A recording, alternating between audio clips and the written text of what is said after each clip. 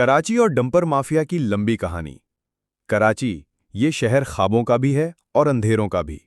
ये शहर वो है जो पूरे मुल्क को रोजी देता है, लेकिन इसके बासी अक्सर खौफ के साए में जीते हैं।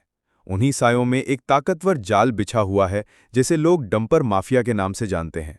ये माफिया सिर्फ रेत, बजरी और पत्थरों की तिजारत नहीं करता, बल्कि ये कराची की सड़कों, जमीनों और इंसानी जानों पर भी अपनी हुक्मरानी कायम रखता है। कहानी का आगाज मलीर नदी के किनारों से हुआ।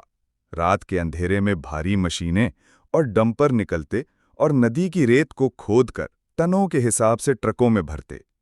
इस गैर कानूनी रेत के कारोबार से लाखों नहीं बल्कि करोड़ों रुपए रोजाना कमाए जाते। शुरू में ये काम छोटे पैमाने पर था, लेकिन वक्त के साथ बड़े बड़े सियासी और बाअसर लोग इसमें शामिल होते गए। पुलिस को भत्ता दिया जाने लगा, मुताल्लिका इदारों को खामोश कर दिया गया और यूं डंपर माफिया कराची के सबसे बड़े माफियाज में शामिल हो गया। इन डंपर्स की वजह से शहर की सड़कें खंडरात बन गईं। ट्रैफिक हादसात में इजाफा हुआ। कई बेगुनाह लोग, बच्चे और औरतें इन बेकाबू ट्रकों के नीचे आकर अपनी जान से हाथ धो बैठे। लेकिन हर हादसे के बाद कहानी वही पुरानी होती। ड्राइवर फरार, ट्रक माफिया की मलकियत। अवाम एहतजाज करते, मगर उनकी आवाज़ कोई नहीं सुनता था, क्योंकि जिसके खिलाफ आवाज़ उठाई जाती वही ताकत के ऐवानों में बैठा नजर आता। एक बहादुर सहाफ़ी की एंट्री।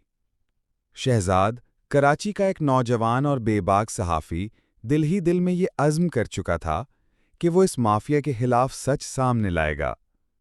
उसने कई दिन खुफिया तौर पर डंपर्स का पीछा किया। कैमरे की आंख से उसने देखा कि किस तरह ये ट्रक अंधेरी रातों में सुपर हाईवे, मलीर और गडाब के वीरान रास्तों से निकलते, किस तरह पुलिस नाकों पर रिश्वत देकर आगे बढ़ते और किस तरह कीमती जमीनें खोदकर उजाड़ दी जाती हैं। एक रात जब शहजाद सबूत इकट्ठे कर रहा था तो अचानक चंद गाड़ियां उसके सामने रुकीं।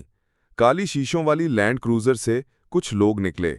उनके हाथों में हथियार थे। एक आदमी ने आगे बढ़कर कहा, सुनो लड़के, ज्यादा हीरो बनने की कोशिश मत करो। ये कराची है, यहां सिर्फ वही जिंदा रहता है जो हमारी मर्जी से सांस लेता है।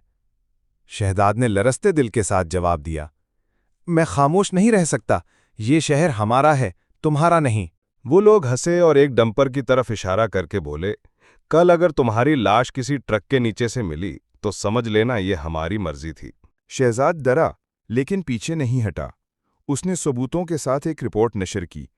टीवी चैनल्स पर प्रोग्राम हुआ, अखबारात में खबरें छपीं और सोशल मीडिया पर अवाम की आवाज़ बुलंद होने लगी। पूरे शहर में हलचल मच गई। अदालतों तक मामला पहुंचा। हुकूमती इदारों को भी हरकत में आना पड़ा। कई डंपर कब्जे में लिए गए। कुछ गैर कानूनी खुदाई के मकामात बंद हुए। चंद छोटे माफिया के कारिंदे गिरफ्तार भी हुए। लेकिन कहानी खत्म नहीं हुई। डंपर माफिया इतनी आसानी से हार मानने वाला नहीं था।